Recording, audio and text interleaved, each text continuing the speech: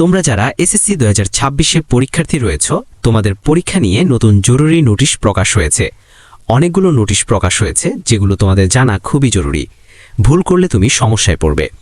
শিক্ষার্থীরা, প্রতিটা বিষয় তোমাদের জন্য খুবই জরুরি। প্রথমে তারা জানিয়েছে তোমাদের এসএসসি 2026-এ প্রবেশপত্র সংক্রান্ত নোটিশ।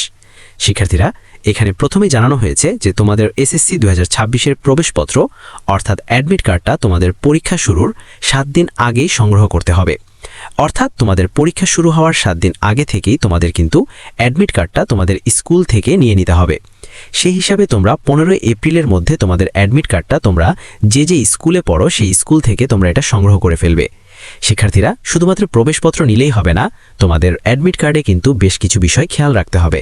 কারণ ভুল হলে পরে তোমারই কিন্তু অনেক সমস্যায় পড়তে হবে।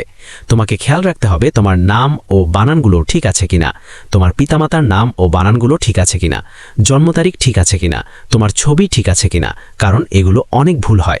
সবথেকে বড় বিষয় হলো তোমার সাবজেক্ট কোড লিস্ট ঠিক আছে কিনা।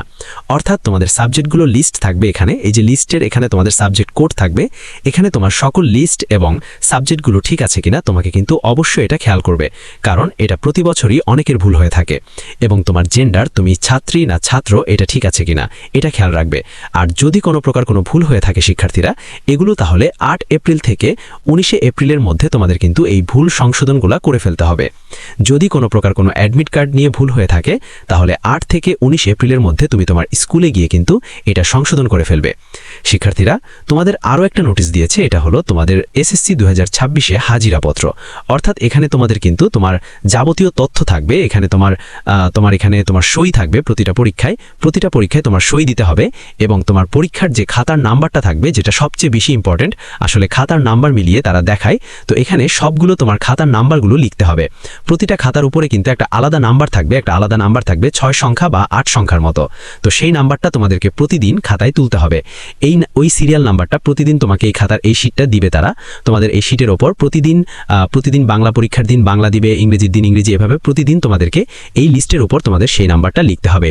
এখানে তোমাকে সই করতে হবে প্রতিটা দিন। আরেকটা বিষয় প্রকাশ করেছে, এটা হলো তোমাদের ব্যবহারিক নাম্বার। অর্থাৎ এখানে তোমাদের প্র্যাকটিক্যাল নাম্বার যেগুলো রয়েছে, যেগুলো প্র্যাকটিক্যাল সাবজেক্ট রয়েছে, এখানে তোমাদের প্র্যাকটিক্যাল নাম্বারগুলো এখানে এই শীটে তারা দিবে। শিক্ষার্থীরা, এটা প্রকাশ করেছে এই শীটটা। সেই সাথে এটা হলো বহিষ্কারকৃত শীট, অর্থাৎ যে সকল শিক্ষার্থীদের বহিষ্কার করা হবে, অর্থাৎ এক্সপেল বা বহিষ্কার করা হবে, তাদের লিস্ট এটা তোমাদের আসলে না হোক, আমরা এটা চাই, তবে এই লিস্টটা তারা প্রকাশ করে দিয়েছে। আর সেই সাথে প্রকাশ করেছে শিক্ষার্থীরা, তোমাদের যারা এখনো অবধি ফর্ম ফিল আপ করনি, তোমাদের 13 এপ্রিলের মধ্যে ফর্ম ফিল আপটা করতে হবে। এই নোটিশটাও প্রকাশ করে দিয়েছে শিক্ষার্থীরা। তো এই বিষয়টা অনেকে জানে না, তাই বেশি বেশি করে ভিডিওটা তোমার বন্ধুদের মধ্যে শেয়ার করে দাও, যাতে অন্যরা এই বিষয়টি জানতে পারে। কারণ এই বিষয়টা জানা সবারই খুবই জরুরি। তো দেখা হয় পরবর্তী ভিডিওতে।